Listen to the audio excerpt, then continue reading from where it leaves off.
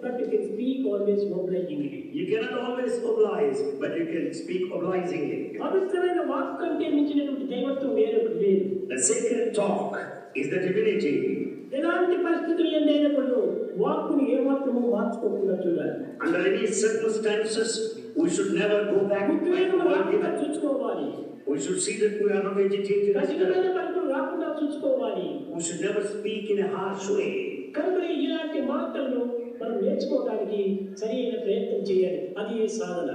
Spiritual practice wants us to speak in a way we are expected. When we are all one, there is no chance to be agitated.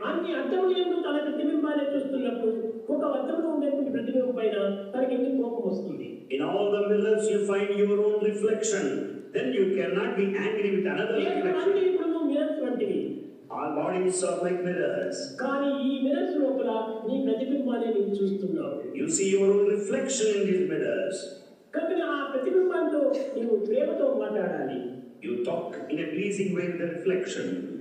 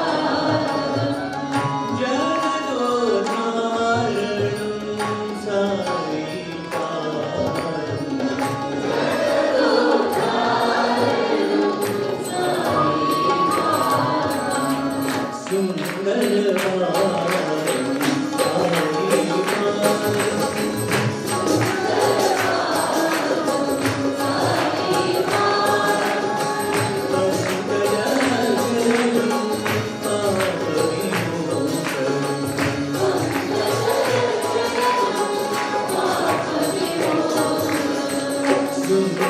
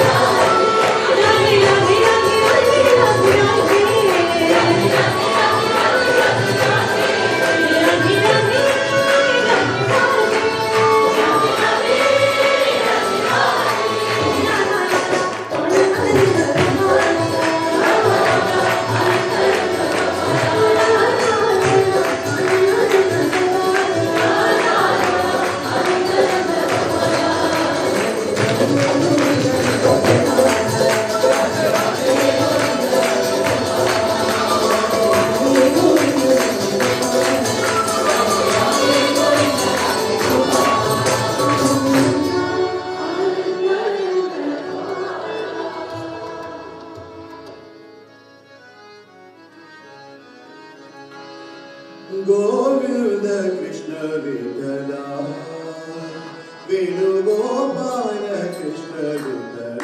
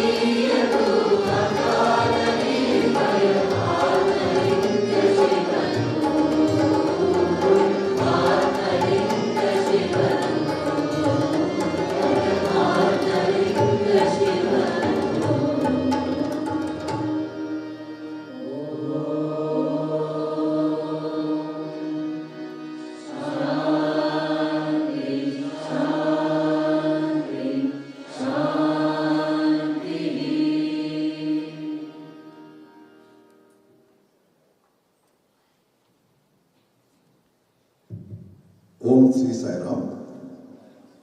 Yesterday I mentioned that we will have 3 guest speakers, but there is one secret. It's not 3, we have 5 guest speakers.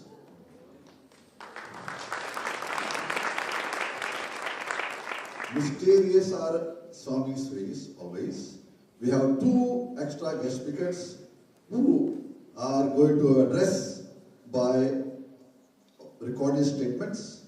One is our zonal chair, Dr. Akshay Kaladia, and then we have our Satyasai Global Council Chairman, our Shri Chakravarthi sir. Our zonal chair Akshay doesn't need any introduction. Many of you already know him. You have probably as well heard him on Zoom as well as in person in Parthi. He has been in Swami's fold for more than 35 years. He has also served us and the organization as a national service coordinator, and he's been involved in numerous medical camps. Those have been organized in Parthi as well as all over many places in the US. We will begin his recorded address now. After that, we will have our regional medical director, Dr. Veda, introduce our Satyasai Global Council Chair, and then we'll have our Satyasai Global Council Chairman's address. Then will be followed by our guest speaker, today's keynote speaker's address. That will be in person. So please stay in the devotional hall throughout. Sai Ram.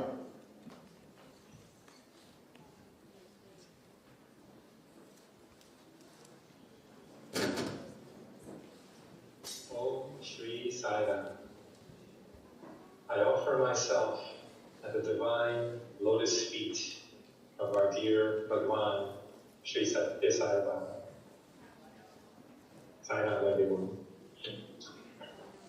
Imagine you're traveling along on a long journey. You're tired, you've been rushed, worn down.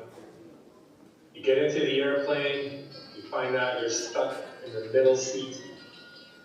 You're sitting there, and then you turn and you notice the person sitting next to you opens a book, and you see a photo of Swami. How instantly the mood changes, and you perk up, and excitedly and happily you're ready to share stories and find out how each of you came to Bhagwan, and the journey all of a sudden becomes wonderful and enjoyable and enriching. So just think about our Sai centers in a similar manner. They introduce us not to just one, but many devotees with whom we can share and have a wonderful satsang on an ongoing basis. Each center is a gift from Swami, directly connecting all of us to Him, and to what has always been the epicenter of His mission, for Shanti Nodam. Without this organization, we would never have had the chance to meet most of the people, the Sai communities that we have, let alone people from far away that we get to meet at these retreats. And so we tend to take it for granted, and we don't realize how blessed we are to have these centers, to have this organization. And Swami designed this organization to accelerate our spiritual growth from man to divine. And our centers help in every step of the way. We benefit from the power of godly company.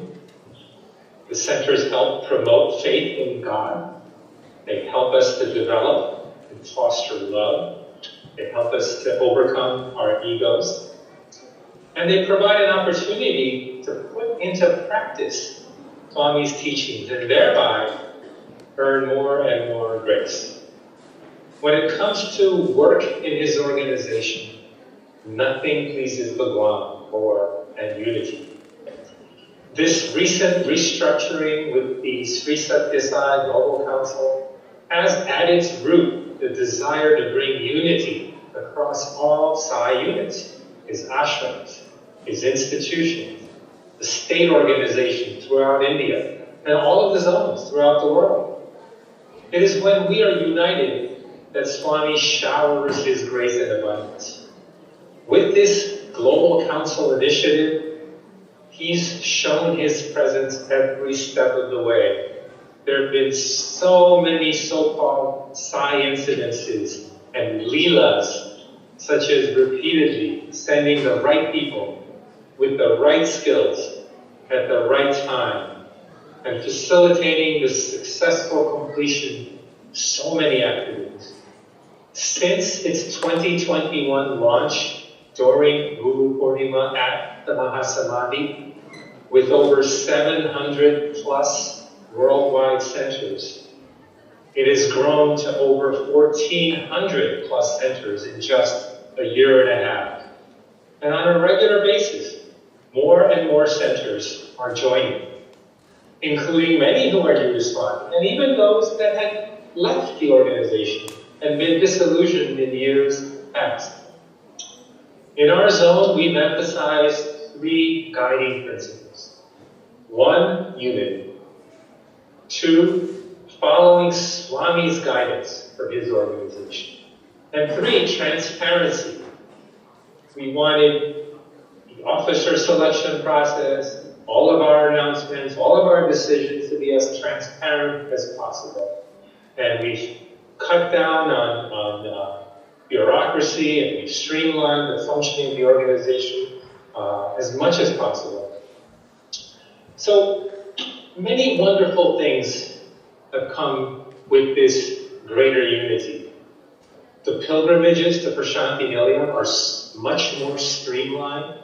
It's so heartening to see Prashanti filled with crowds at pre-Mahasamadhi levels. The ashram has been so accommodating, facilitating special seating for our groups, the offering of dramas, the chanting of Vedas, offering bhajans, offering musical programs. The accommodations have been updated with elevators and facilities to make it easier for the elderly and the handicapped. Newly built conference centers have been constructed to accommodate meetings at the conferences. Collaboration has occurred on so many levels. The Andhra State Organization has been so helpful that when we come for a pilgrimage, they've helped facilitate local hospital seva, local clothes donation drives. They've provided interpreters for our medical camps. They've provided doctors and helped in so many ways. Collaboration with the media center, the Radio Sai, as we all know it. They've given us so many resources. They've helped us put together videos, flyers, and programs, and photos, and provided us with speakers and website help and events on many, many levels. Collaboration with the National Indian Organization. They've made freely available resources for their leadership program, their SSE lesson plans, website teams, app development teams. We've had meetings many times with the Indian organization, and it's been so helpful to be able to collaborate with them. And of course, collaboration with other zones. We've done several, as you know, humanitarian relief projects in Sri Lanka, Ukraine, Syria. We've exchanged speakers, we've exchanged resources.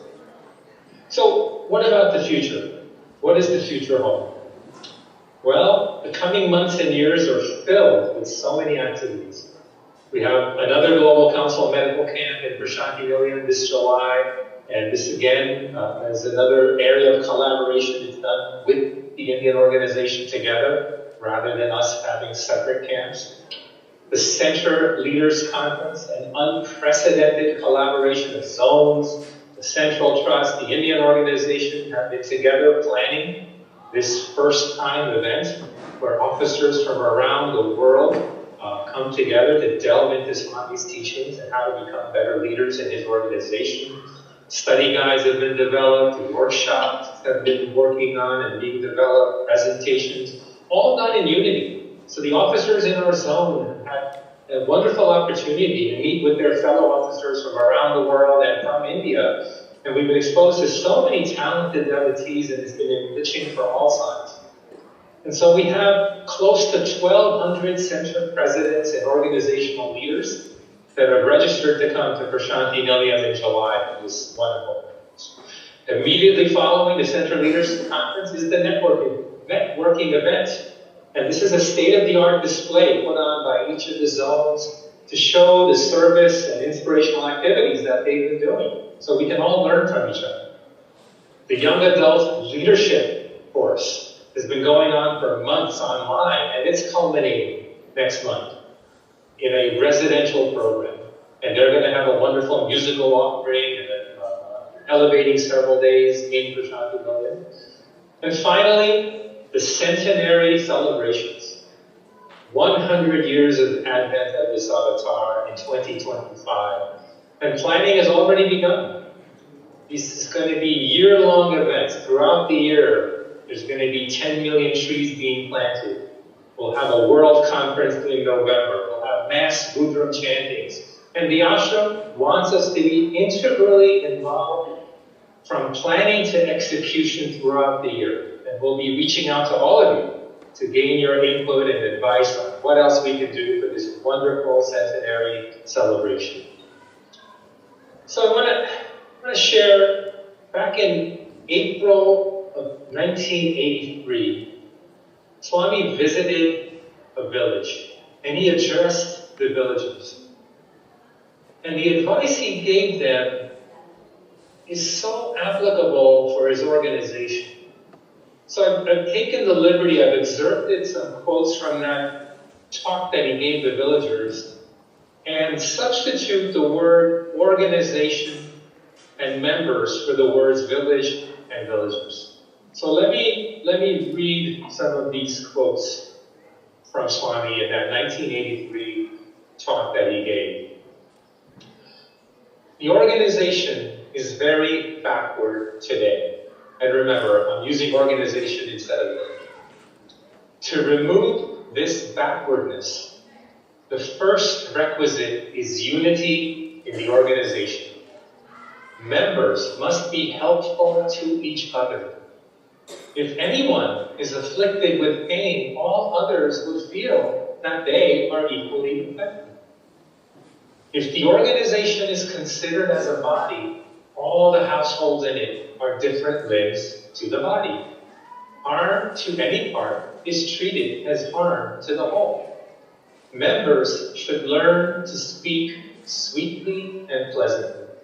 A harsh word can cause lasting damage. You must all make your organization an ideal organization by banishing factions and other differences. You must suppress your ego and pride. The members should avoid idle gossip and wasting their time in useless pursuits.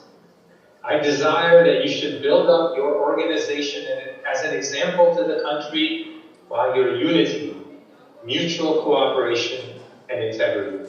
So this was April 8, 1983, and this is available on the Books and Publication website. And I encourage you all to read that full discourse because it's delivered to a village, but it really applies to our entire organization.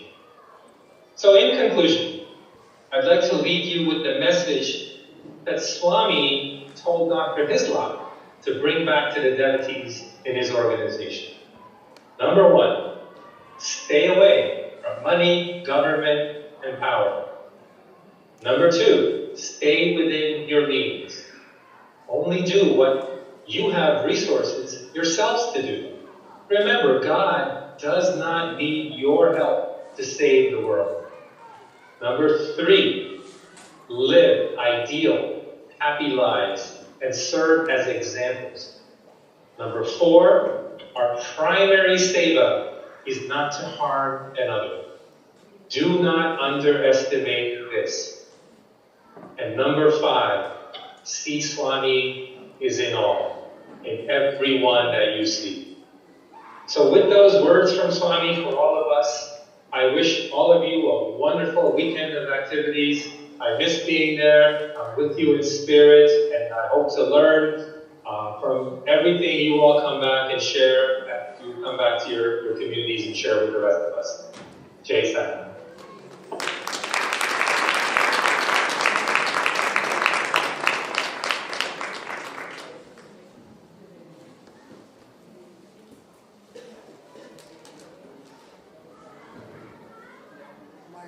Salutations.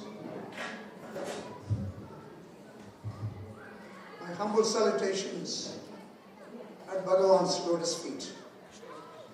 Loving Sairam to all of you. After Swami attained Mahasamadhi, this ardent devotee visited various temples in India. When asked to comment about the visit, his reply was, "When I was in Swami's physical presence, I saw all deities in him. Now I see Swami in all deities."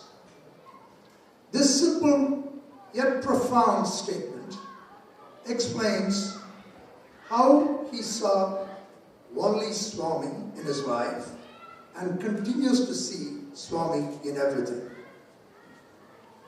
He had a very illustrious career in the prestigious Indian Administrative Service and was gifted with the wisdom when given an opportunity to choose Swami over the world.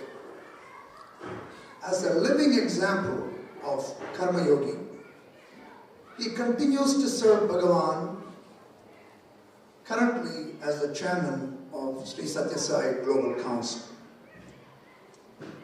Those who are familiar with Kathopanishad, like Nachiketa, he chose Shreyas over praise.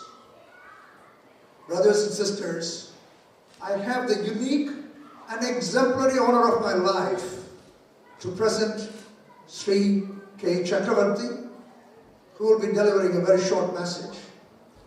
I thank Swami, who has made it possible to elevate all of us through this message, I am confident, in the spiritual path from being God lovers to God knowers. Jai Sai Ram. My salutations at the lotus feet of Bhagwan. Dear Dr. Akshay Kalatia and fellow devotees who are attending Mid-Atlantic Region Retreat, Sai Ram to you all. We've all been brought to Swami by a force about which we know little. We can narrate what can pass off as a certain sequential happening. But the why of such happening will continue to baffle us. Each one of us can recall the day on which our eyes beheld the captivating form of Bhagwan. Perhaps even minute details we can recall. Its relevance in the vast scheme of things will elude us, however much we explore. That will remain a mystery. It could not have happened earlier or later, but at that precise moment, there is no clue for us. We can only attribute it to God's appointed hour. While it happened, it may appear as our choice of time and place. But in the sweep of eternity, that particular moment can only be called as a happenstance. Do I attribute it to some mysterious destiny? Is there a preset path through which we travel? How much of choice is left with us? Is there a destiny that shapes our ends, rough through them how we will, as Shakespeare mused? We carry on our daily activities without ever pausing to reflect on them. Activities, physical and mental, engage us, and before we know, the day has passed. The tenor of daily life settles down to a repetitive pattern. All that I have stated is so when you have not been blessed with an awareness of the presence and power. But when we have become the recipients of the blessings of the divine presence, everything around us takes on a different hue. We see with our eyes the wonders of creation, hear with our ears the melody floating. There is music in the heart, and we are overpowered by a strange harmony around us.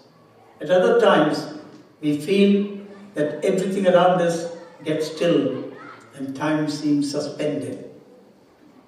What I have said is experience that we have been blessed with, in this hallowed place, Prashanti Nilayam, that is gently trodden upon by the gliding feet of Bhagavan. My visit to Prashanti Nilayam, ordained as it were in 1975 by Bhagavan, has filled me with an experience of a lasting nature. It is nearly 50 years since I had the first darshan of Swami. I was less than half my age then. I could not know then that a good part of my life in this birth would be spent near Swami. The first darshan and subsequent darshans during that year had a feel which I had not experienced until then. It was something like a peep into an unknown world. For all appearance and purposes, there was nothing about me that could be termed different. But somewhere, deep down me, I started feeling that there is something silently altering within me. I could not articulate it. There is a persistent feeling that my view of the world was undergoing a change. There seemed to be a slow shifting of priorities. I've been blessed with a passion for work, physical and intellectual. When I joined government service, it was more than just a decade since our country secured independence from colonial rule. There was so much idealism in the air. Being part of that historical process was exciting, despite periodic disappointments with the course of development in the country. The democratic processes which had informed our governance till then received a rather rude jolt as I settled down in Anantapur district as a district collector. The visit to Prashanti Nilayam to have darshan of Bhagavan in that broad background of Indian economic development and political governance were indeed a different experience. I learned that it is necessary to understand one's own spiritual essence while living an active life in the world we inhabit. Although I wrestle with questions about the meaning or lack of it in the world around me, and also the conflicting views of the world, depending upon whether we consider individual growth or collective well-being as a priority, I did not think that it is possible to harmonize these and find a balanced view. For the first time, I learned from Swami that there is no need to view life in the world as being material or spiritual. In fact, Swami said, everything is spiritual. Even routine day-to-day functions such as eating, walking, talking, etc. If one thinks of God and carry out our tasks with an awareness that all such work is an offering to God. Like many people, I'd also entertained the view that to be spiritual means an abnegation of all desires. But listening to Swami's discourses, I slowly started to understand that balance is required in one's life, and that balance is an outcome of treating all that happens is for the good of oneself. The world as it is an admixture of good and bad, joy and sorrow, pleasure and pain. There's nothing exclusively as joy or pain, and there's always the obverse. The nature of the world is dichotomous, and therefore it is necessary to develop an outlook which helps to manage the contrast. To be spiritual, Swami explained, is easy, just as it is easy to let go. To hold calls for effort, but to let go is effortless. Sharing the pain halves its sharing. The joy doubles it. A peculiar arithmetic, he says. Nature and God are simple to understand, he says. It is men who complicate it. Comprehending them through intellect is difficult, but understanding them through heart is easy. It's our experience that as you walk by during darshan, our thoughts got suspended. There is stillness within. The world is lost to us. It is as though the world perspective before us got filled by His presence. Mind is like a mad monkey, Swami used to remind us. But such a monkey used to get transfixed as he stood before us. From morning to night, his life was spent in doing good to others, near and far. The evidence we could get only when those fortunate ones narrated to us their experiences. But I never heard Swami mentioning any one of those innumerable life-saving or life-giving or life-enhancing experiences which are given to his devotees. Perhaps it is because that we attribute as miracles of the very natural substance of what he is. Swami taught us that our life will acquire meaning once we start understanding that life is given so as to secure knowledge which helps us to avoid any future life. The nature of human life is such that it comes and goes, as is the literal meaning of the word Jagat, that is coming and going, as Swami would say. It is possible that many devotees would have embarked upon such an inward journey which may not be evident to others, but only to themselves and Bhagavan. As to how far they have travelled with him, only Bhagavan will be able to certify. To make us aware that the world within is indeed a vast space, and to reign in that space is far more difficult but fulfilling, is a gift that only Bhagavan should grant. To have the mind focused and the heart directed towards that which assures lasting happiness will be a lifelong silent pursuit. And those who have been blessed by Bhagavan to take the first steps towards the final consummation would rather be silently pursuing than proclaiming their efforts. Bhagavan made us appreciate the wisdom of those who built the foundation of Bharat, not on things external, but on the spirit and the inner mind and the spiritual oneness. We will witness the march of technology in fields such as artificial intelligence, genetic engineering, travel to and colonization of Mars. And yet, outlasting it all will be the unyielding spirit and soul. We had the great good fortune of having Bhagavan with us during the greater part of 20th century and the first decade of this century. Swami's narration of epics was so evocative. We got the sense that the incident said to have happened centuries ago took on an immediate color and presence. And the principal actor, be it Rama or Krishna, was brought to us lifelike. And soon we were transported to that long-vanished world, and Bhagavan himself became the image of those divine persona. He was seen not as an actor, but as the one who has recreated himself. It's also as though the participants of those faraway days have been brought before us, and for a while we felt that we were in the presence of those historic characters. Most of all, it is so, especially with reference to Lord Krishna. The indescribable presence was seen as then and now.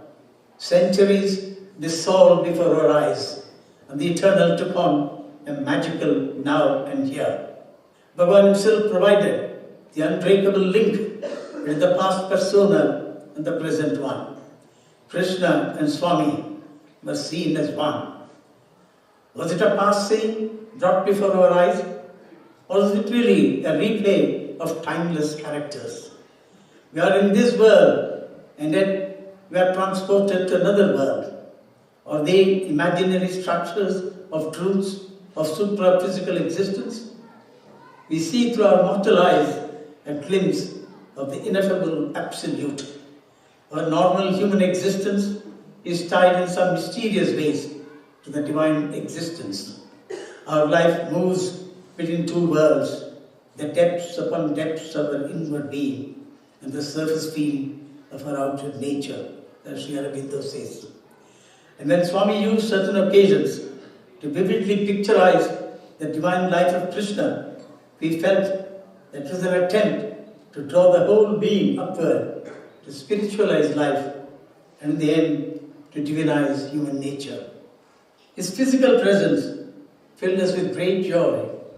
At times, we heard his voice sounding like the tinkling of bells, sometimes like the thunder of the sky, and felt sometimes like the gentle caressing of the mother.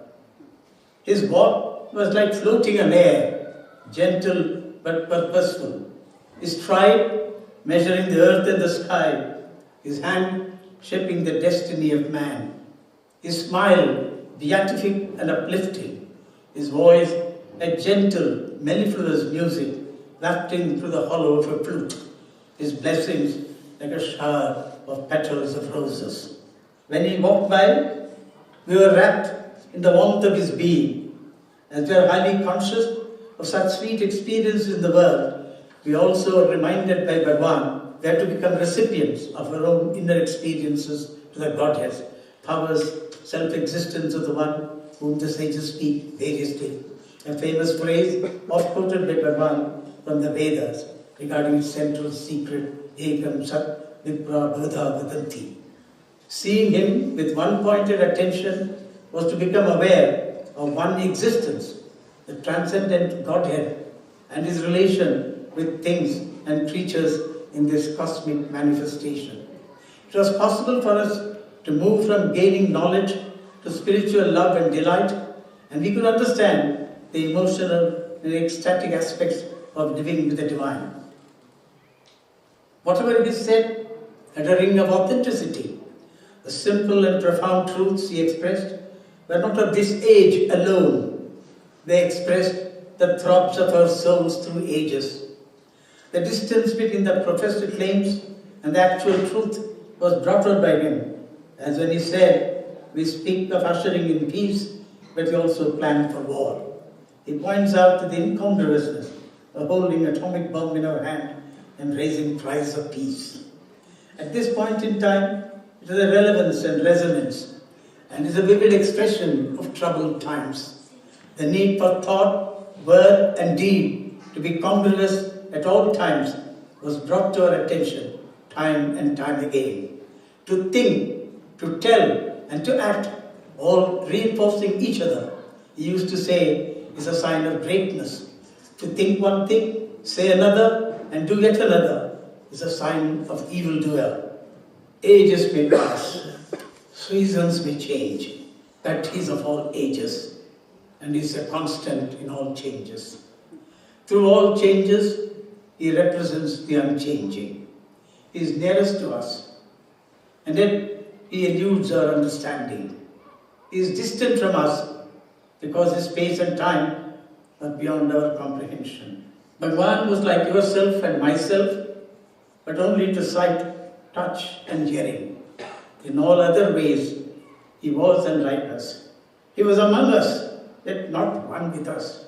But he kept reminding us, I am God. You are also God. I know I am God, only you do not know you are God. It is all a deceptively easy way of describing the Upanishadic statement that I am Brahman. We beheld his splendor, and his freshness was the same in the evening as it was in the morning.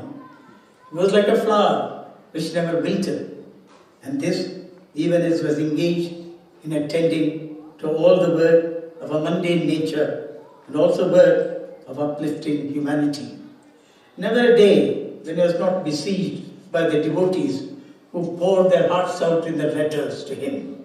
And more importantly, he read all the letters himself, even though he knew the contents of the letter without having to read them. Day after day, all through the years, sun or rain, his stay with us upon this earth was only for our sake. Darshan was for our joy. Sambhashan was for our joy. Distribution of prasadam was for our joy. Organizing mass Upanayanam was for our joy. The setting up the school, the institute, the hospitals were all for our growth, our welfare, our joy. Every moment of that lofty life was for us. To us, Bhagavan was a historical teacher and also the incarnation of the divine, much as Krishna has been. The divine manifestation has subjected himself to physical suffering.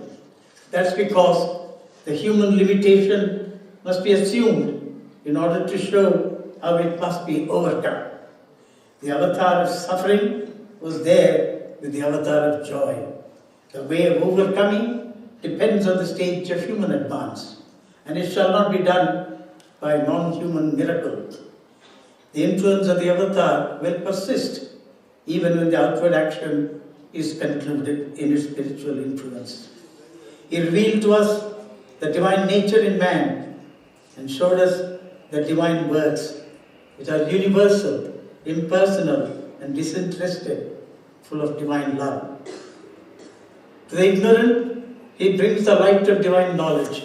To the weak, the power of his divine will. To the suffering, the spiritual joy. He is at once a great leveler and a great lifter. In him, we found all relations, father, mother, friend, and refuge of the soul. We are led to a realization that nothing in the universe has its real cause in the universe. That all proceeds from the supernal existence. We might oftentimes fail to see Swami with awe and veneration in our careless understanding at the physical, intellectual level. But we are simply a humanized symbol of Godhead, and we have difficulty to grasp the formidable and mighty aspect of his pervasiveness. It is not mere performance of work given by him to us, but the knowledge with which we work that makes immense spiritual significance. I am glad that many of you have been doing Swami's work through your works, and I am sure that you have all been growing in the realization that all the work that you are doing is informed by an inner understanding of the divinity that gives substance to life. There have been many who had the good fortune of taking up Bhagwan's work, but did not stay on in his work. And it is difficult for us to know the reason. But in the broader context of Bhagwan's teaching, we can only conclude that it is due to the limitations of the surface mind. We are not judges of such instances, but it will be necessary for us to remember there is a constant need to check to what extent our work in Bhagwan's institutions is in accord with his teachings, especially in relation to the mental and spiritual discipline. Oftentimes, we become prisoners of our tangled complexity of mind, emotion, desire, and thought. It becomes necessary for us to go back to Bhagwan's teachings and bring to bear upon our work a quiet reflection and humble prayer that we become faultless instruments of divine action. Our continued engagement in his service, in willing servitude, will lead to our spiritual absolute liberty. Swami has told us that he separated himself from himself. The one eternal became the visible and apparent multiplicity. And this vast display of multiplicity, we have to seek the eternal one. We need the heart's vision and mind's experience, and in this fusion, make an attempt to truly learn who Bhagwan is. It cannot be possible to achieve this by our own effort, but guided by his benediction, achievable at some point in our evolution. The Lord could have remained in his transcendence, but he chose to descend as avatar, and he gave us glimpses of his presence in you and me, and ruled us, and still rules us from within. And as he showed us, we must do the works untouched by the limitations of the narrow mind and act for the best good of all. I believe the action asked of us by him shall be such as to truly reflect his own when he was amidst us. It will be an expression of his energy, a selfless and desireless labor. It will be a long cosmic walk with him, in a spirit of constant union with him. Am I asking too much from you, Bhagwan? Perhaps. That's because you have shown me and all others that our destiny is not to be limited to our usual prayers, but to expand, to be able to be the recipients of what you have come to give us. Make us all God workers, admitting us in your love, continuing to worship you, and grow in one spirit with you and your knowledge. We have sought you for consolation and relief. We have sought you for gifts, for protection, for fulfillment of our desires, occasionally for light and knowledge. But help us to grow in spirit. so that we who are imperfect God lovers become true God knowers by the transmuting presence and find our eternal repose in you. Thank you all for your patience in listening. Sai Ram.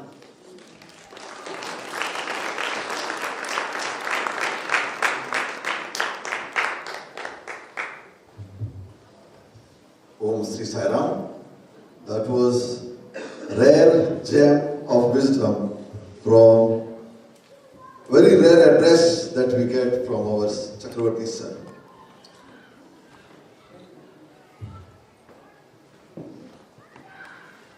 Many years ago, many of you will remember there used to be a rock band which was very famous, Beatles. One of those singers in his childhood, a question was posed to him in the school: what do you want to become when you grow up? It's a very common question in India, but it was that time in England. And he replied that, I want to be happy. And the school came back and said, you did not understand the question. Out came a reply, he said, you do not understand life. That was the reply that young boy gave. And this is exactly what we want here. Swami wants us to be happy. And this retreat is for that happiness, that bliss that Swami has provided us here. Yesterday, the whole day we've been experiencing this. Everything that has been going on here is perfect. Do you agree? Yes. Definitely. We had very powerful Vedam chanting on both days in the morning with Nagar Sankirtan, Suprabhatam, and very melodious bhajan singing, bhajan sessions, and our brother Tribhuvan Bhai yesterday, he is a very uplifting and very inspiring talk where he intervened the spiritual message of the retreat, the spiritual theme of the retreat, love lives by giving and forgiving, with his personal Sai experiences. Very inspiring. And then the whole day was structured such that every program item, this is how Swami designed it, was building on the previous item. And finally, we had this spiritual bonanza by our young children, Balvikas SSSGC children, whose loving offering of the program items, which was followed by another loving and dedicated offering by our young adults through their music program. Tears came through our eyes. You all agree? Yes. The whole program, whole day was a joyous ride, if you want to call it, on a mountain of spiritual bliss. And it's a memory that will last forever. Here, the happiness that we get, the joy that we get is a lasting joy. It's not a temporary joy. These memories remain forever. My first retreat that I came in 1998, I still remember many aspects of that. And I'm sure all the retreats will continue to have always those glimpses and all those memories that will last with us forever. This is an upward trend. We all agree? And we will now continue to gain bigger heights as we are getting in the spiritual ride through this retreat. Our next is a deep dive session with our guest speaker who has come from Canada. His deep understanding of Sai literature and Sai scriptures and Vedam is well acknowledged. He is the zonal chair for the Vedam committee. He is also served as the regional devotional coordinator for Canada, in Canada, and he is also served, I'm told, as a president of one of the biggest science centers in North America, Scarborough Science Center. Many years ago in the 60s, there was this family who decided to go abroad. In 60s and 70s, if anybody growing in India or Sri Lanka or any South Asian country, I would believe, at least looking at myself, going abroad would be going to a place or a city which has modern infrastructure, tall buildings, modern facilities and so on. But this family came from Sri Lanka to a place which that time was described as a stone's throw away from Stone Age in 60s, and that was Puttaparthi. Out of their love and Bhagwan's attraction, this family came from Sri Lanka, and Bangalore they traveled to Puttaparthi with all the challenges, all because of their love for Swami. And there was this 6-year-old boy who was so inspired, so enamored with Swami's darshan that he dreamt of becoming a Sai student later in his life. And his dream came true. He became a Sai student in 1970s, 76, 78, I don't recollect, and he stayed there for 6 years, approximately. And he spent his precious time with Swami, becoming a graduate, then going to work in the field of finance in Sri Lanka, Middle East, and then Canada. This speaker, this boy, is with us here, our guest speaker, keynote addresser today, Brother Udayan. So without any further delay, let me present to you our esteemed speaker, Brother Udayan.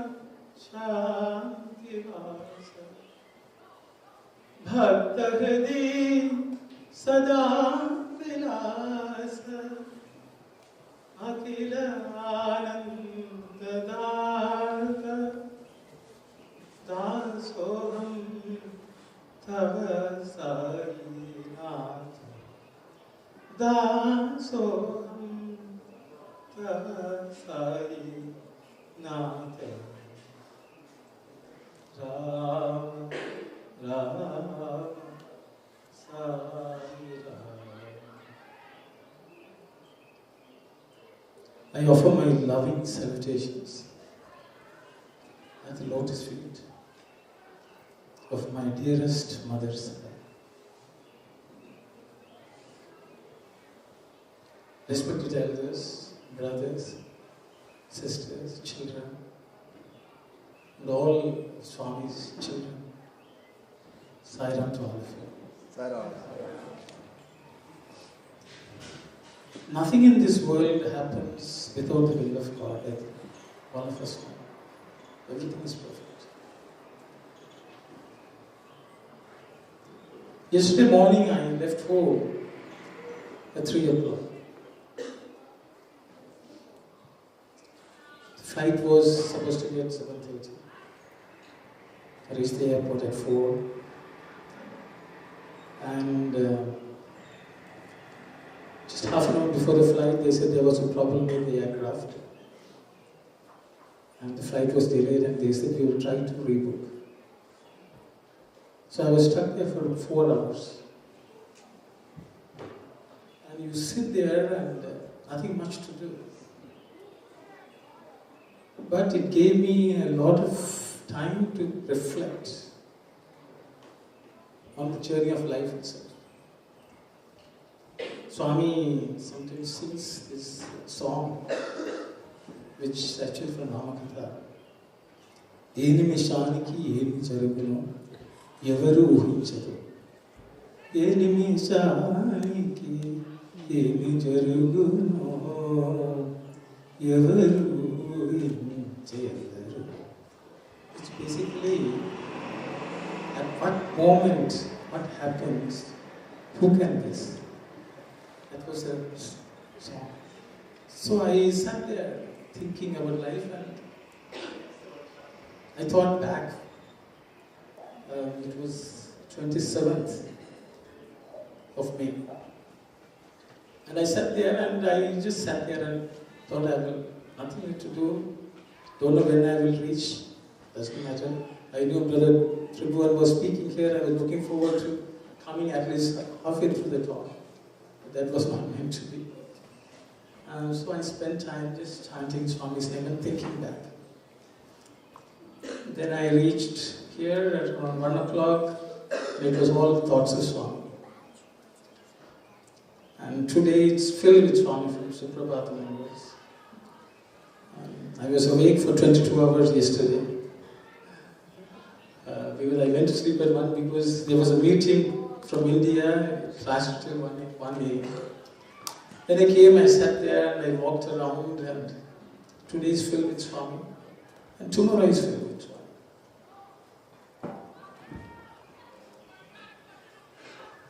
That was a blessing from Swami, so that we could think of Swami.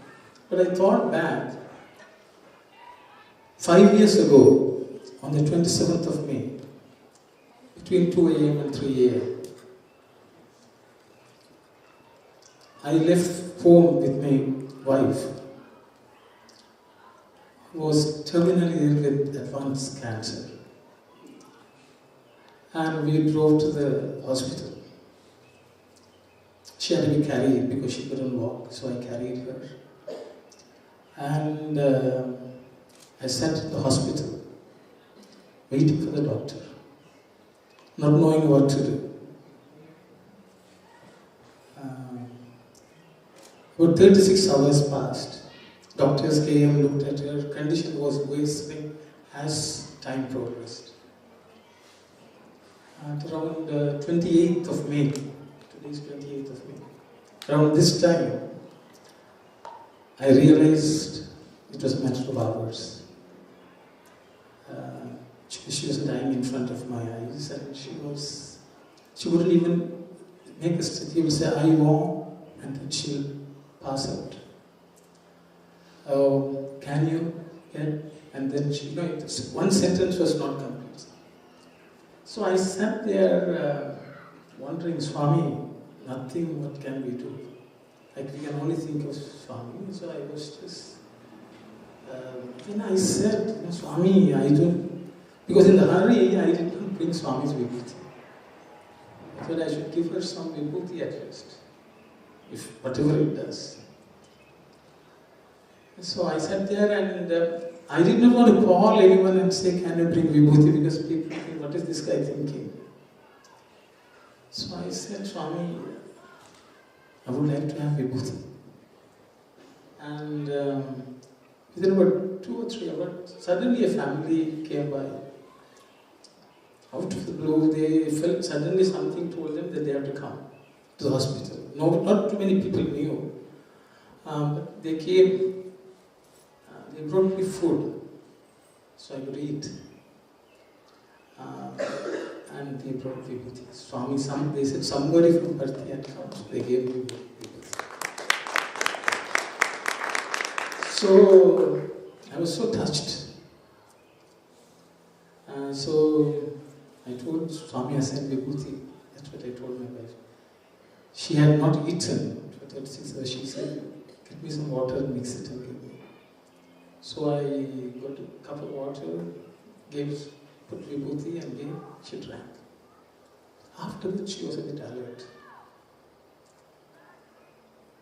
A few hours later, I think about 5 or 6 o'clock, doctors came for their hourly checkup of the pulse. They couldn't find the pulse. The ECG was flat. So they came, they said maybe the meter was not right. They brought different meters, almost 5, 6, and they said something is not right. So they called the ICU doctors to come and they rushed. They came and they couldn't find the pulse. They asked me, are you feeling okay? She said, yeah, I'm okay. Is there any pain? She said, my feet are frozen, that's all. They said, we can't find the pulse. So the doctor said, okay, let's see what's happening in the vein. And they cut the vein on both hands and there was no blood flow. They asked her, are you okay? She said, she is fine. Then they said, we're going to try something. We're going to cut the artery in the right hand first. The blood was not moving through. Then they said, we will cut the artery on the right hand side. The blood was not flowing. They looked at each other and they said, she was talking. She was alert. They said, how is your heart feeling? Are you feeling any pain?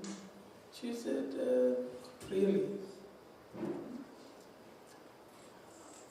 She was alert. Throughout the day she was, dozing off and not completing Sindhu, but at that time that she told me, my feet are feeling cramp, numb. Can you just massage? Feet are feeling painful.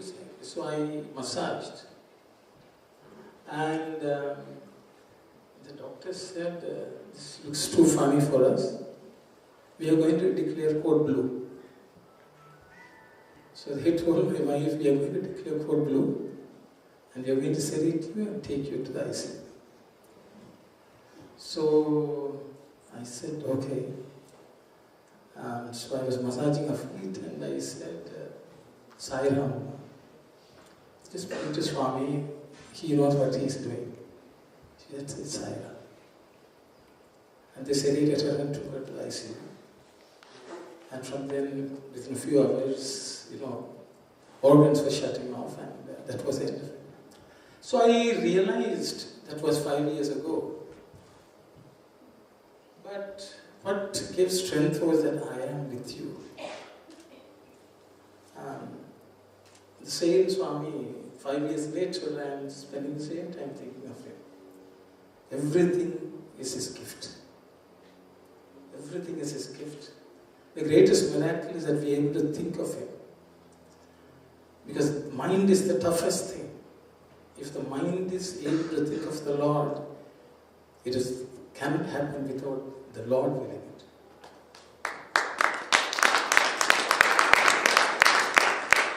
The Lord is always giving.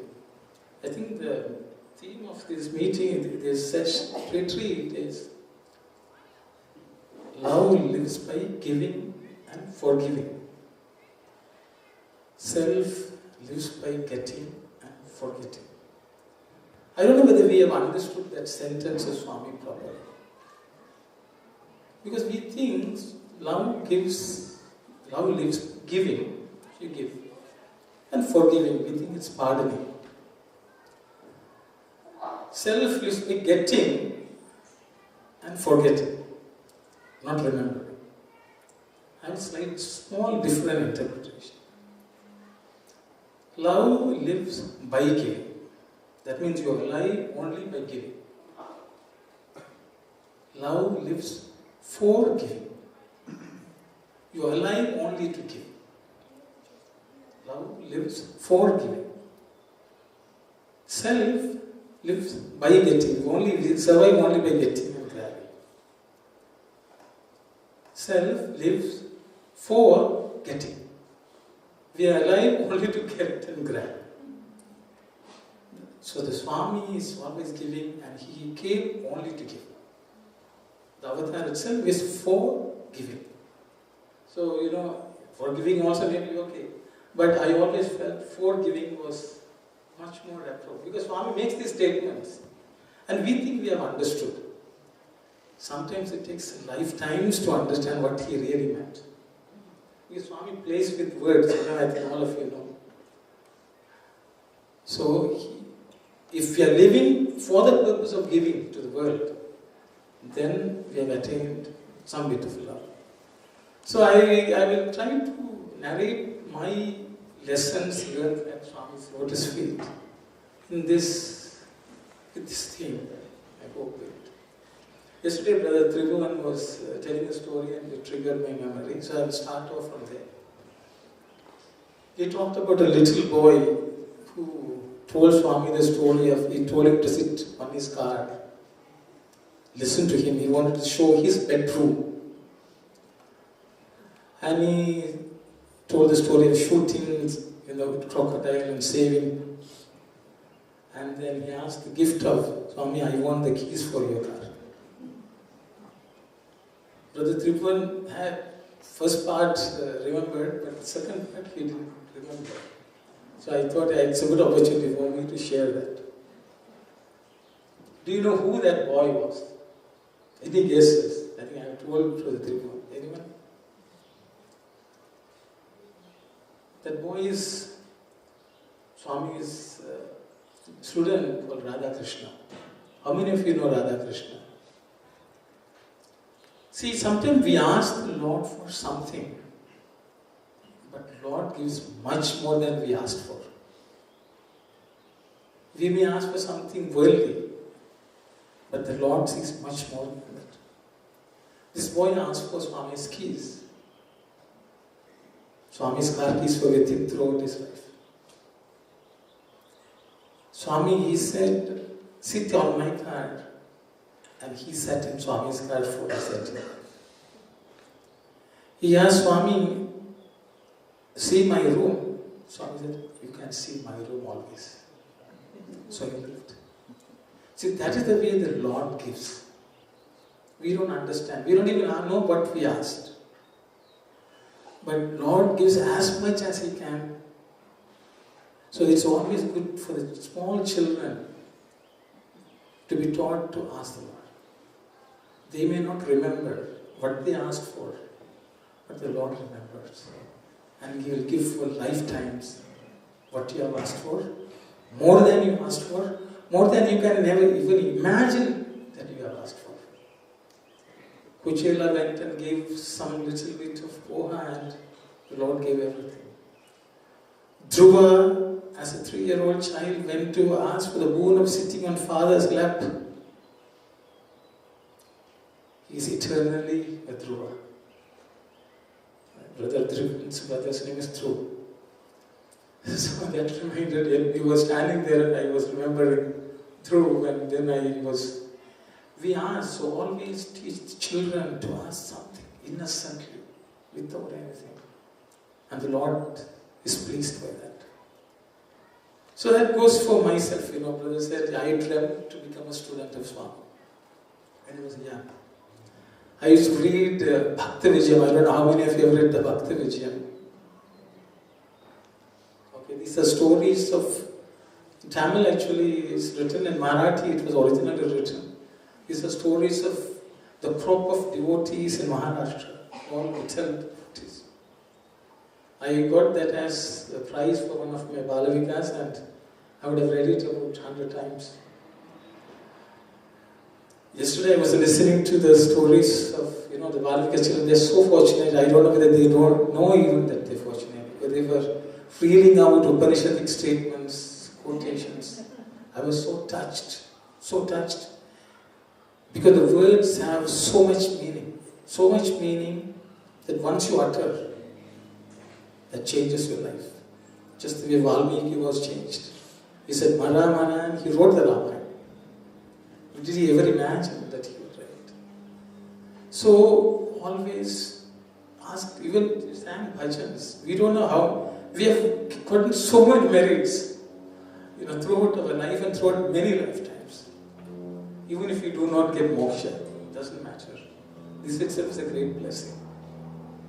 So as a child, I wanted to be a devotee. Swami, I didn't want anything. I wanted to sing like the Gopalas and Gopis. That was my imagination as a child. And I used to pray every day. My mother said, if you want, you pray. So, I used to pray. But then you grow older, you forget the original request, and then you are distracted by the world. And so that happened to me, and when I went to Parthi and as a student, there were many things which he gave, the lessons he gave. And so I thought I would just recollect some, because whether you would like it or not, I would like to listen to myself, because it is a recollection for me. So I see, as a student, I was there for about 7 years. I did not get that many chances, that many trinkets and toys, I would say. But there were many things Swami gave, and I think the greatest thing which he gave is his teachings. We may think, Swami, I will not get anything, you have not given me anything. But the most precious things which he got was the teachings he got. And that he has given it to everyone. But we don't even remember that we have got. See, yesterday I was told I should not miss the pakoda, because there is one devotee who comes to make pakoda. So I was, when Brother Venkat Kodamudi, I think he's the one who told me. And then it triggered my thought. We enjoyed the pakoda, we went and ate, it was very tasty, no doubt. But every day when we drink water, do you remember the cook who made the water? Do we enjoy the water cup which we drink? We get and we forget who gave us. We breathe. Do you remember the cook who made the air which makes us alive? We forget because we are selfish. God has given us everything in the world. We forget. The more we remember and don't forget, then we become like the Lord who never forgets what we asked for. And what we didn't ask for also. So he is like that. I remember one day, when you are in Parthi, sometimes you suddenly feel you are the greatest devotee. You suddenly feel Swami everywhere. You walk as if you are walking towards the Lord. So in the hostel, we used to get up. One day you say, okay, today I am going to be the ideal devotee. So you don't talk to anyone. You look down. You think of Swami all the way. So we walk from the hostel to Mandir. So one such day I remember I came with the devotees and I was not paying attention because I was at the heights of devotion, So you really want to prove to Swami, you are going to see ideal devotee today. Okay. So Swami must be laughing. So one day I went to darshan like this and I sat along with all the boys. Everything was going, I sat for meditation. Swami was not coming. Doing japa and all that. And then Swami came out for darshan, he went around, collected people, gave interview and came out. I was deep in, contemplation. So you feel suddenly, I am really a good devotee, you pat yourself on the back. Then Swami, after that, he suddenly called a few boys and they went inside and they brought some boxes. And then Swami was distributing pens to all the students. Swami personally. So I was also expectantly waiting. Swami missed me. I didn't get the pen. Everyone was having the pen. I didn't have a pen. It bothered me so much. From the heights of devotion, I forgot everything. I thought, how can Swami being divine forget that there was a boy here? Everything is all knowing. But he doesn't know that I was here. The mind takes a flip. And from that point onwards, I was the worst devotee you can ever think. I was thinking, why, what is the reason I didn't get prepared? These are the thoughts. So I walked back from the bhajans went on after. I don't know what bhajans was that. I was not even thinking of Swami. I was only meditating on the pen which I didn't get. I was walking back. And I remembered what was the state of mind when I went. Then I realized a pen distracted me so much that I forgot God. I even hated God. So stupid of me. So stupid of me. So that was the lesson. Next time I said, now I've learned the lesson. Swami, next time you can't trick me. Another occasion came by, See, we were from Sri Lanka. From Sri Lanka to go to India was like coming from India to US. Because money was worthless there, in India. Every 2 rupees, I think, at that time, was 1 rupee in India. Not only that, we are from a very low middle class family. I had only 2 pairs of white for the longest while. And they were not white at that time. You had to wash, and it was more or less like yellow. More or less like a sannyasi. And it was also fraying at the ends. How long can you go on? Sometimes you give it to Dhobi, and they beat it nicely that it's all frayed. Actually, if I was living here, it would have been fashion. But there it was not. Okay, so one such time. So sometimes you feel self-conscious, you wear that white only and go, others around you are better dressed. But then you try not to, not to ignore it and try to focus on Swami. One such time, Swami, again another distribution. This time it was, I don't know whether you know this, Far Eastern white shirts, silk shirts with, this design, I don't know what you call them. It's not safari, it was silk material with design, it's some embroidery work type of thing. I don't know whether Tribhuvan will remember. So those shirts Swami was distributing. Next to me there was an Indonesian boy, he was sitting, that day he was sitting, very well to do. He had a trunk full of white clothes. So Swami was distributing the shirts, and Swami forgot me.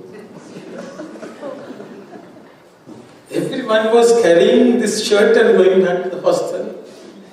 I was the only one, at least, because at such times, we forget the word. You only worried about only you exist.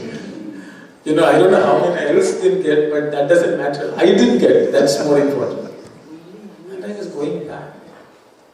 And I was remembering this pen incident, so I thought, no, I should not be distracted. But my mind was arguing with me. See, pen was okay, you had felt. But here, you really need clothes. There were others, fellows have enough clothes. And he had similar shirts which I have seen him wear. But he got next to me. How can Swami forget? So there is no way. That day I was not even successful in convincing myself. So and this didn't last for one day. A few days. Because next day everyone was wearing that shirt and coming. I was still wearing that very fashionable, yellowish shirt and coming, and my mind was just going at it again, How can Swami do this?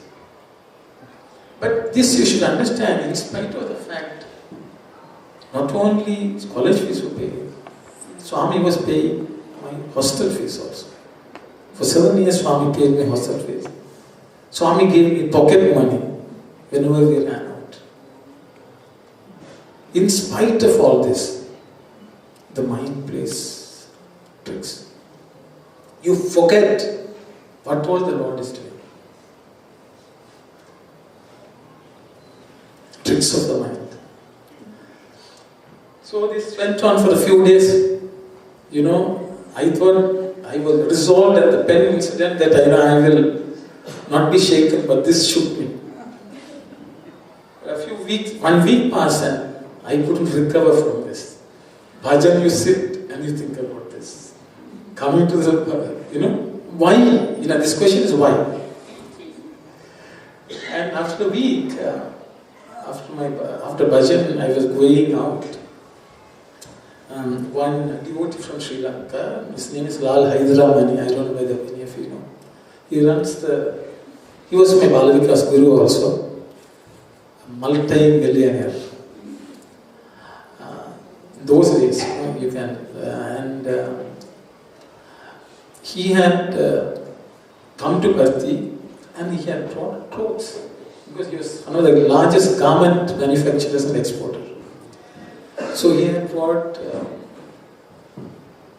7 pairs of clothes, shirt and pants stitched, undergarments, everything full, entire wardrobe.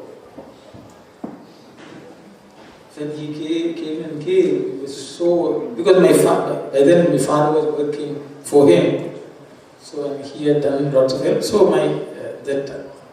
so devotee of Swami. So he brought. So that day I walked with, a sudden surge of devotion came. That Swami is taking care. And we went to the hostel, again I was back to, this sense of gratitude for Swami, for looking after and all that. All good memories came back. And this shirt episode was forgotten. So the next day I wore, one of those pairs of clothes and came for that shirt. Feeling with a lot of gratitude that Swami is looking after. But he will test and see where we are. And that day again, after bhajan and interview, Swami was distributing the same shirt again. So that day, I said, Swami, I don't need it. Today you can forget me. And now I have passed. So Swami came, distributed. He missed me and again went. I said, no problem. Then he came back, picked one shirt and came back to me and looked at me deep into the eyes. And then he hit me with it and then went. So sometimes, this is the way we are. Our mind plays these tricks and we should always try not to forget what the Lord is doing to us every day. I am breathing, I should be grateful. I get water to drink. So, there's water. Yes. Sorry, excuse me.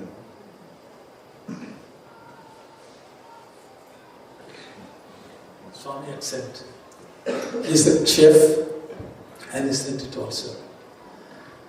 So we should remember with gratitude everything that the Lord has given, never forget. Because the day we forget, we lose faith, we lose love, we lose everything. Because the Swami says in Mahapadyam, Purna Premayandu Puttuna Saukyambu Purna Premayande Puttuna Saukyambu Satya Tyaga Shanti Shanti Labhu Premayele Kunna Shemambuledaya Premayele Kunna Shemambuledaya Satya Sai Mat Prema Mutha Satya Sai Mat Prema Utha Satya Sai Prema Muta. This Padhyam. First, let me give you the meaning, because this Padhyam is also a very important Padhyam for me, so I will go tell that story also. I hope that I don't know, I will forget time, brothers. Just remind me. We can go till 11. Okay. I will tell. 5 minutes before you tell me. I will go on talking whole day, if I am left.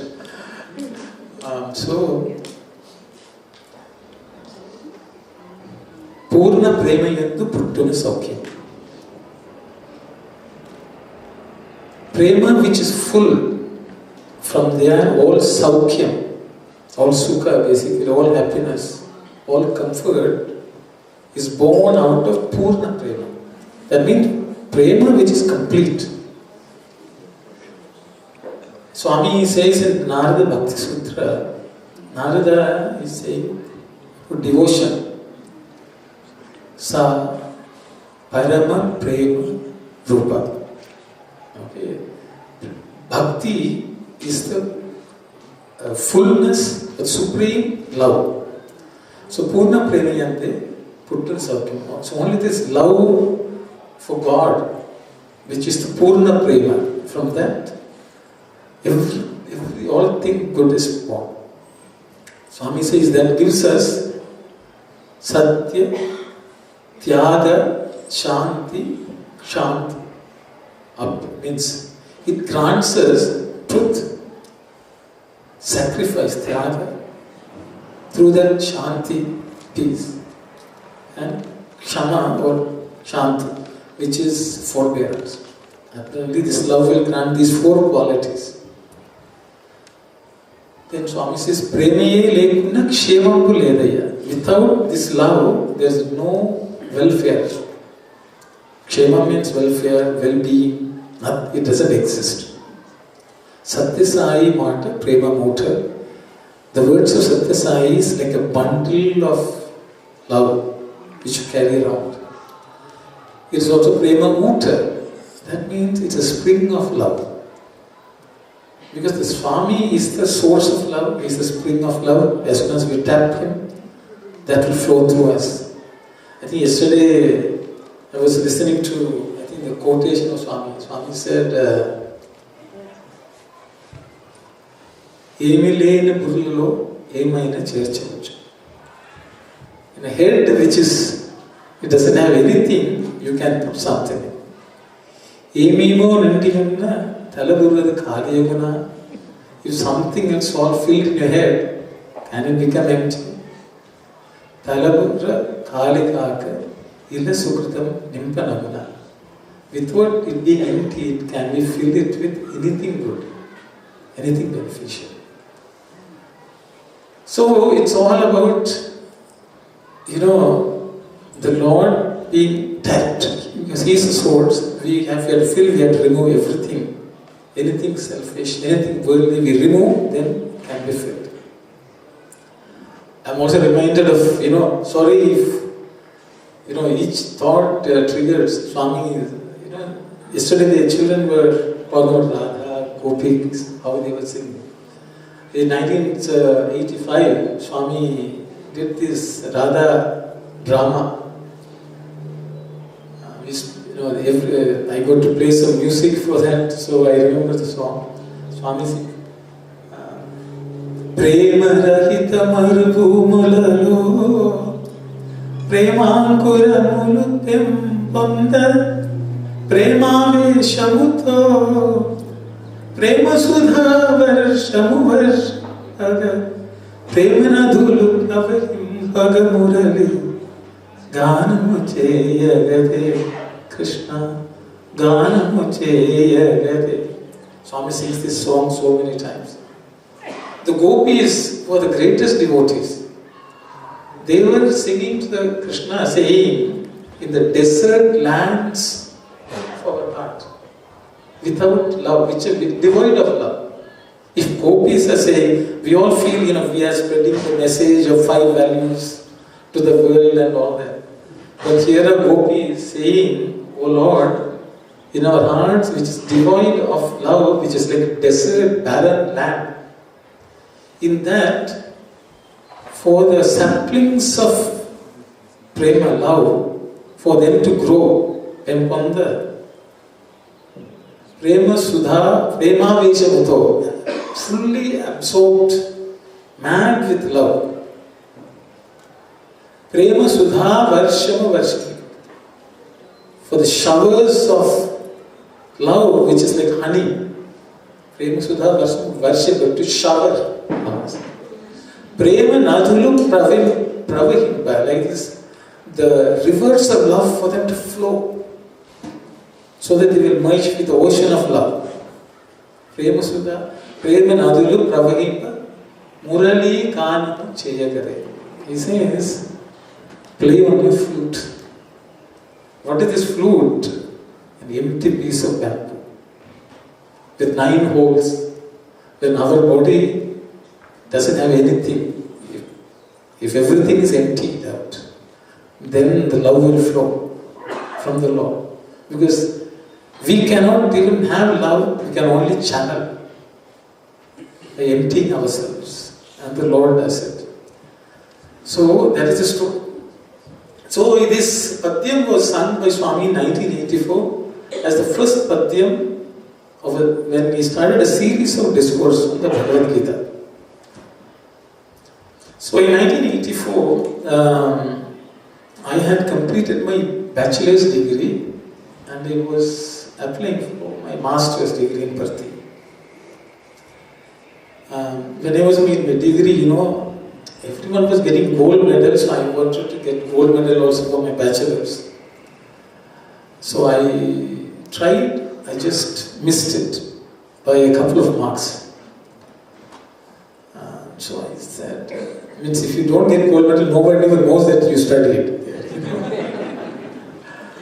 So I thought for my masters I should get gold medal. Okay, so I was, some human desire, not to prove that you are more intelligent, but just so that the Lord can give something. You can mostly we want these things because we can tell others, I am a gold medalist. For the world to know, we know, all of us think that we are smart, but the world should know. Sometimes you have money, it's not good enough. Others should know that I have money. It is human nature, Mind plays these tricks. So what happened, I wanted to get. So then I was pretty good in some subjects. I was looked up to by others, so I thought, no problem, I had. So that year, the first time they brought into work that you had to write entrance examination to get into the masters. Before that, only students who did not study in Puttaparthi wrote entrance examination. That year, Swami said, even students here should write. So, it was not a big problem, so I also went and wrote the entrance examination. The selection list came. So everyone went, so I also, normal, just formality, to go and see. My name was not on the list. I was shocked, really shocked. I hear someone who wanted to get gold medal in MCOM, but didn't even get the seat. So I was quite puzzled by it. So I went to the director of the campus and asked, "Sir, my name is not there. Are you sure, all the names are there?" He said, "Yes, all the names are there. My name is not there." Then he said, "You didn't get selected." So I asked, "Sir, why is any reason?" He said, "I was not in the selection committee, your name is not there, my name is not there." So I went to the warden, at the time it was Narasimha Murthy. He said, "Boy, if your name is not there, why are you asking me?" So he also, they were just avoiding me, they didn't even talk to me. So I went to Chakravarthi guy, he was a registrar. I knew Chakravarthi Garu very well because he was helping us with visa, Every year Swami will tell Chakravarthi Garu, boys visas, he will say. So he was like my local guardian of sorts, So I went to him. He was also very dismissive. He was not even looking straight into my eyes. He was just, if it's not there, you are not there, So he was dismissed me. I was dejected. And now the classes started and I was not in the program. So then I forgot, I was unhappy that I didn't get M.Com.C, but maybe Swami has other plans. I think Brother Tripan also was finished, he had completed his masters then, he was waiting Swami to tell what to do. But I didn't know, my problem was that when you are not a student, you can't get visa. No extension of visa, so that means I had to leave the country. So I didn't know what to do. Days passed. I was getting depressed and more depressed. What to do? Swami is not talking, no admission. And every day I would walk and yearningly look at the institute building. Not knowing what to do. One day evening I was walking by and one of our lecturers called Mr. Shiva, he was coming from the opposite direction. I was feeling lonely, alienated and walking. He said, Arun, where are you? Why are you not attending classes? He said. I said, sir, I didn't get admission. He said, you didn't get admission? Then I said, no. Then he said, why? I said, I also don't know, sir. I am also asking and I am not getting. I mean, staying in the old hostel, but Swami didn't kick me out yet. So, behavior-wise, maybe, even some things which I may have done which may warrant me being thrown out, he has not done that. So, maybe I didn't do well in the entrance exam. That's the only other thing I can think of. So, by process of elimination, I have come to realize that I didn't do well in the exam. He said, who told you? I said, I don't have any other reason. He said, no, that's not right. That's not true. I said, I don't know, sir. He said, but you don't know. You got the highest marks, he said. And then as the words spread out, he said, okay, play to Swami, and then he walked away. Because he told me something which he shouldn't have told me. Because I scored the highest in the entrance exam. I stood there transfixed. Somewhere near, Vidyagiri Arch. I didn't know what to think. I thought in the world around, merit is a problem. If you have merit. But here in Puttaparthi, with Swami being there, all knowing Swami, how can this happen? Then I knew there's only one culprit. But the list would have gone to Swami. Swami has a veto power. I know about Security Council here, I think, UN. So Swami is the only council, he was the central council at that time. Okay. Central Trust. He has this habit of ticking or striking. So he must have struck my name. Then all that time when I was thinking all sorts of reasons, I knew this is the situation. So I said, now you can't challenge Swami, I don't know, as Tribhuvan said, my mother also used to argue with Swami, just the way Tribhuvan said, his mother could ask. If my mother was there, she would have fought with Swami on my behalf, but she wasn't there in Bharti. But I didn't know what to do. So I said, okay, now we know what the situation is. See, the problem is, you sit there and think, I did well, so I should get. But it gave me a lot of time to think, because you're not doing anything throughout the day, because you were attending bhajan and you had plenty of time at hand.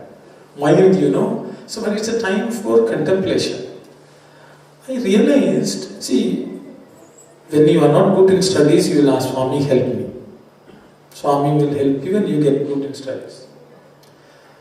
Then you do well, then you will say, Swami, I want to do well in the exam. He will help you do well in the exam. Then you will say, I got good marks, now I should get a good job. Then God will give the job. Then you will say, I got a good job, now I need to get promotion, more salary. See, we think we deserve. We have a sense of entitlement. We don't understand to start with. See, I don't know whether any talks, this verse is chanted, Mukam karoti vachalam pangum langayate girim. We think the dumb shall talk. Somebody who can't walk will climb the hills. We think it's somebody else, but actually it's each one of us. If we identify the body cannot speak. The body cannot walk. It's a Shivam within the body which makes us talk. And I am talking means actually I am Mukha. If I am talking, the Lord is making me talk. So actually that's where we start from. But we have this sense of entitlement, demand. Swami, this is merit. But who gave you the merit? He gave the merit. But we think it is as if we are born with that merit. So much the Lord has given, we forget. So I realized, today He will make you dumb and somebody else the brightest. Today He can make that person the dumb one and you can make the brightest. Swami will say, I can make the sky into earth, earth into sky. If we think we are the sky, suddenly tomorrow I will be earth, down on earth. And Swami is another Patyam. I'm sorry, I am boring you with Patyam, but Swami says, E Sakti Che Nakshatralalla Tharala Viraka Lichiyunde, Minta Lichiyunde. Like this, the stars, through the Shakti of Prema, are able to be up in the sky without falling down. That means that's the love. It's the Lord who can keep the stars up, or they can disappear and disintegrate. It's all in the hands of the Lord. That is Lord. That is love. So we sometimes take things for granted. So I'll come back to the story. So, so suddenly, you slowly get knowledge. But Swami, make sure you sit there, think, contemplate. Because Swami actually gives you even the thoughts to think. He will give you the lessons to contemplate. So in our life, we face different situations in life, and Swami has already given the knowledge. It is just, Swami says, in this world, God, all diseases are created after the cure. He says, hunger is a disease. But God has already created fruits, plants. Then He gives the disease. Our job is to find what God has created and eat it. So in this world, even if you have problems, the solution has already been given to the Lord, by the Lord. I think it's in Indian tradition. They say if your snake has bitten, the doctor will come to the place where the snake has bitten. The antidote will be found within a few yards of where the snake was bitten. So that is the way the world is created. For every problem, the solution is already created by the Lord. He creates a problem, so you find the solution. But if you don't find the solution, then it's something wrong with us. God will say, I am given in both. So actually, for most of us to face the challenges in this life, God has already given us the tools to work with. So, all this gyan, as they say, you get. So then one day Swami comes out and he says, you guys are wasting time. And Swami said, see what was happening, when another problem I had when I was without admission was, The hostel, Swami was paying the hostel fees. But here I have to eat with money which I had, I don't know how long. So I had budgeted about 2 rupees per day for meals. So I can stretch what I have for as long as I can. So sometimes I was eating only once a day during that time. So you didn't get admission, you are without money, and you think you are in God's land. You know, that's where the mind will play. But I said, Swami, it's okay. Dhruva was just breathing, and he was saying, he didn't have anything. So I will eat with one chapati. So one day Swami comes out and he says, you guys all wasting time, all no use. He says, we have some work for you to do, and I think Brother Tribhuvan was there. Swami was building those arches. I don't know whether you remember in the 1984, in the Darshan grounds, the arches were built. It was a shed actually. So devotees could sit there because the sun was hot or rain. So Swami said, devotees are all suffering, so we are going to build. So he said, you had to dig. So every day after morning bhajan, we had to dig those holes, where they can put poles, pour concrete. So we will work for about half an hour. Swami will look from supervision by Swami. He will stand on the balcony and watch. And then he will say, okay, now stop. Then he will come down and bring a basket of apples and he will say, come and take rest now. So he will distribute apple, we will eat the apple. Then he will say, now you go and work again. So one of my meal was taken care of by apples by Swami. And so after a few days I said, Swami, I can live like this forever. Digging something and doing something, it's okay. Because see, sometimes we have to, if our karma balance has gotten... See, Swami says, one Swami called the students and asked, Swami made it a practice for, even till today, the students distribute the prasad. So Swami once asked the boys, do you know why I asked you to distribute the prasad? Swami has more confidence in that. Everyone will have different ideas. Swami wants. Swami said, by you doing some work, I can give you some grace. Laddu is not, prasad we are distributing. The only thing you are doing is you are taking the laddu, which is somebody has made, and giving it to somebody. Swami said, that action will earn merit so that I can do something for you. If you don't do that, I can't give you. So, Swami made us work every day. We were digging. I said, Swami, no problem. Apple a day keeps the doctor away, like that. But the reality was, Swami was personally handing over the apple. And it was a mango season also. Because, it was June, June, July, it's temperature also very high. But mango season. So mangoes also. And Swami was telling how we should eat the mango also Swami was telling. Nicely mash it nicely and dip so that you don't have to go and wash your hand. Then you suck it. Like that Swami will give some tips.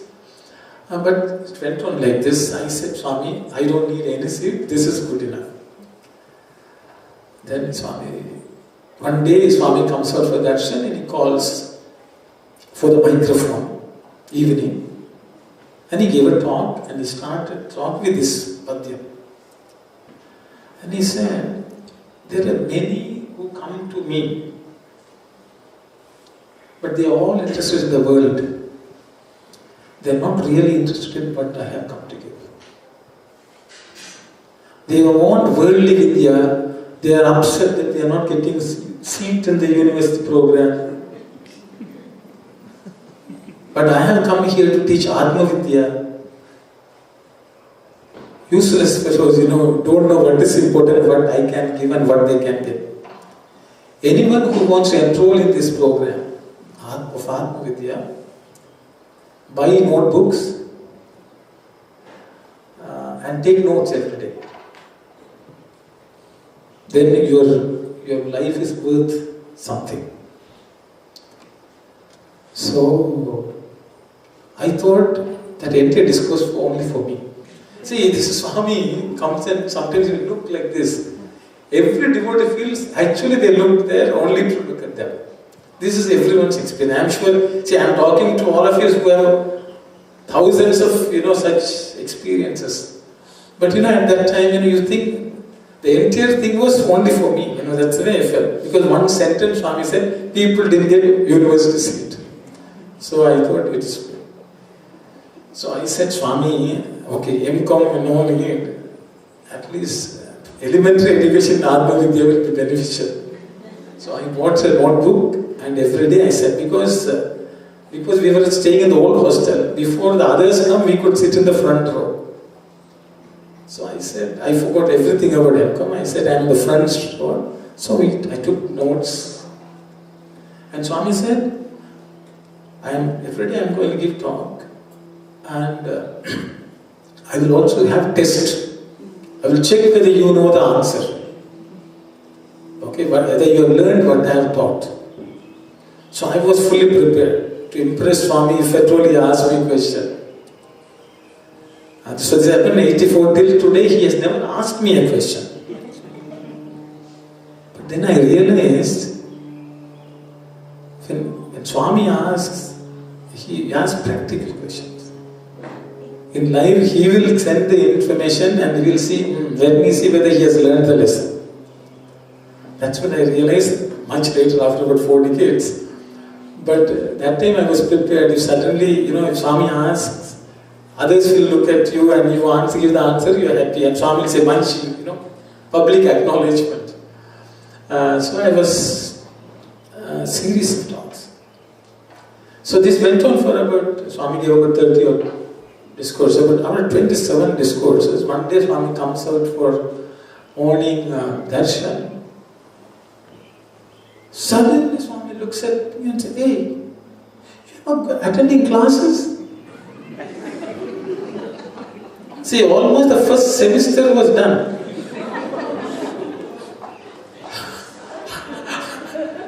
I didn't know what to say. I just stood. Swami said, why are you not attending classes? So I said, Swami, didn't get admission. You didn't get admission? Then Swami had Gokak. And our vice chancellor came running. This boy, and there was another boy also. He said, these two boys, they should be here studying the MCom. Give them the admission. He said, yes, Swami. Then Swami said, go and see him in the office, he will give a chit. You go and join the hostel. So, what Swami does only he knows. He plays this practical, it looks jokes actually, but whatever I learned during that time has stood me in great stead to face life. He puts you through a program. So he didn't finish with that, I'm sorry, I'm looking at the time. So what happened, I joined the hostel. And I think second or third day, hostel there are also some activity going on. So there was a photo caption. I think some of the stories I have already told and maybe on YouTube, some of you may have watched. Sorry if it's boring, but I will repeat it 100 times. Because I have only few, so I will repeat. So unless I become creative and come up with something new. So I don't have that ability. So what happened was there was a photo caption contest. It was a picture of a small monkey, miniature monkey. It was sitting in a human hand, and it was resting like this. That was and we had to write, a caption. So I looked at it and I said, my monkey mind is at rest only in Swami's hands. Only if I give it to him, he can handle it, it becomes like that monkey which is resting. Otherwise it's jumping around. So I wrote the caption as, the monkey mind is always at rest in God's hand. And I put it. So the following 2-3 days, they announced the winner and my name was winner. So it was just one other activity. So I just went about my life, hostel life normally. And the warden summoned me 2 days later, and he said, I went to see him, and he said, see Swami, I gave a report of weekly hostel activities, and I told him about the photo caption contest. Swami said he wants to give prize to the winner. So it was a prize giving ceremony. So he said, Swami will give prize. You go early before the line and sit in the front, and Swami will give prize. I said, okay. So there was another, the boy who coordinated, his name is Prabal Mal. So he went and bought a book and wrapped it up, and we went and sat in the front. Swami came out that day. He was still, Gita discussions were continuing. He came out and he said, where is the prize winner? Like that he asked before the discourse. So I kneeled up. He said, okay. Then he looked at the person who was helping. It's always door duty, the people who help Swami in the interview room with odd things, they are like gophers. So there was a person, a devotee called Mr. Kyle Das. So he got up, he went inside and came out. He also brought a wrapped thing. So this boy, Prabal, who went, he gave it to Swami, and Swami took that. He took from Brother Kyle Das, and he told me, Tisko. So I took Pada Namaskaram, and Swami gave both. So I took Pada Namaskaram and took it. Then Swami turned around, and then he turned back and said, give it back. So I gave both the books. He looked at both, and he gave me back one, and he had the other one. And he ripped it open. And he said, get me a pen. So somebody gave a pen. Swami flipped it open and he signed. And then he gave it to me. I took it and I sat down. The book which Swami had apparently gotten wrapped, then ripped open the package and autographed it and then gave me was Gitavai. I realized that day the importance of dedicating time to reading and studying what Swami has written.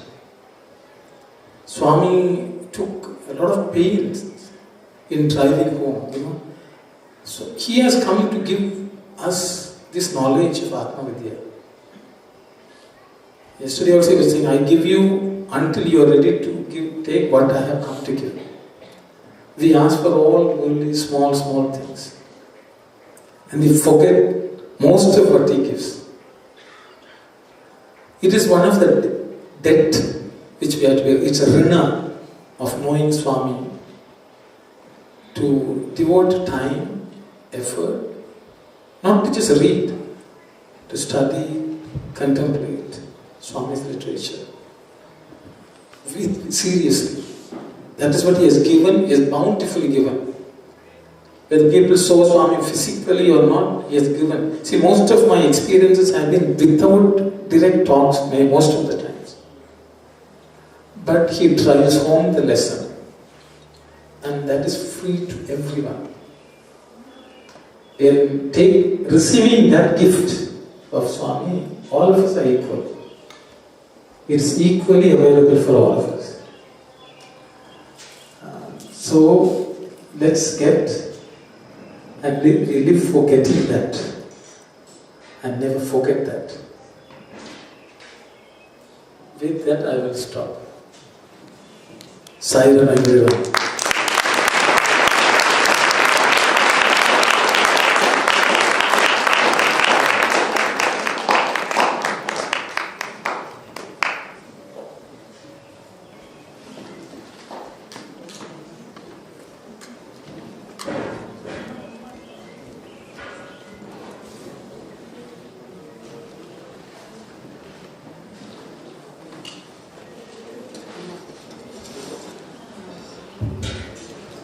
It's a gift that our brother Udayan has given us here, which we should not, his deep understanding of all the Sai literature and his own contemplation, that he was very generous in sharing with us. And that gift, I'm sure, we also should not forget it, other than all the other gifts that God has given us. Of course, next time I drink water, I'll remember who is the cook of that water. One thing we would like to again emphasize, his session is not over. It is going to continue later again, as it was yesterday, around at 2:45. If you have any questions, you can definitely bring them to us here, and we can hand it over to him. Yesterday I forgot mentioning that. Now, just as yesterday, we will have other sessions. We'll have workshops. We will have, of course, lunch, and then again we'll have another workshop sessions in a parallel, and then we'll be back again here for the continuation of Brother Aruna's talk. Now here are the list of workshops. They will be in the same locations that they were yesterday. I mean, different type, of course, topics. There is a discussion on social media, its impact and all. That is in Dome. Many of you, I was told, could not locate this Dome. There is a map actually that is available. You can also go to our website and you can see it. But the Dome is that side. Okay, I mean, you have to walk a little bit further. And there are two workshops there in Dome. Of course, this is also in parallel with other YA workshops that are going on in YA's hall, that is gym. There is one workshop that is going to happen here, which is on, again, I'm a little bit confused here, but it is about challenges. Okay, and then Swami in work and living in presence is also going to be in Dome. And then there is overcoming laziness, and that is in Arts and Crafts Center. We have another few announcements. Those are very important logistic announcements. I would like to, the logistic team has given me, I would like to go over there. It will take me a few minutes, but please, this is important for everybody's safety as well as everybody's smooth functioning within the of course, our camps. So the workshop that is going to happen here is the Dharmic Challenges. Okay, in Devotion Hall. So as soon as we are done, please ensure that if you are going to be for the workshop here, then stay. Otherwise, let's not hang around here and indulge in any talking. Okay, so that's at 11:15. That is all the workshops are going to begin. As always, I mean, as mentioned last week, yesterday, that we'll also have scheduled a little bit adjusted. Workshops are from 11:15 to 12:30. Lunch is from 12:30 to 1:15, and then again one other session of workshop. So let me come to the logistic announcements. The luggage pickup is available from 3 p.m. onwards. This is for all those who are staying in the cabins. You can come to the service desk and make your request for the luggage pickup. You will be able to you will have the card that is available to you. Those who plan to leave after dinner, please kindly visit our desk and provide your cabin number as well as time when you will be ready for the luggage to be picked up. Please also ensure that you are there at a time when your luggage is to be picked up. And this is all in 15-minute slots. And so the golf cart will come and pick up your luggage from your cabins. Even for those who want to have luggage pickup done tomorrow, that is Monday morning and afternoon, you can go to the service desk and write down when you want this to be picked up. And please ensure that for everybody's smooth operation, when you put your time there, make sure that his luggage is packed and you are there to help with the luggage. No cars are allowed inside the camp, of course. For all those who are here for on a daily basis, who are not staying in the cabins, if your car is leaving as yesterday, is like a spaceship, okay. So you cannot pick up anybody on the main street. Please, this is for everybody's safety. Everybody should go to your car, all your family members, and then you sit in the car and then you leave. You leave and you go without stopping in between anywhere in the campsite, because that way there will be smooth operation for everyone. Anybody who needs a ride to the parking lot, assuming that you have your car in the parking lot, and any family who needs a ride, all of you should gather and make a request before you start to the service desk, so that the cart will come and pick up everyone from your family to go to the parking lot. Okay, that way whole family goes to the parking lot, you sit in the car and the car leaves. So no stopping in between. This is for everybody's safety, and plus ensuring that there is safe operation, no traffic jams. Okay. So please bear with us. This is done out of our love for all of you and love for ourselves, to make sure that there is easy and smooth operation throughout. And we'll break for the next workup session. So as mentioned, if you are going to be here in Devotion Hall for the Dharmic Challenges workshop, please stay here. Otherwise, if you have to go to other workshops, please go to the right location as mentioned. Sai Ram, we'll see you soon.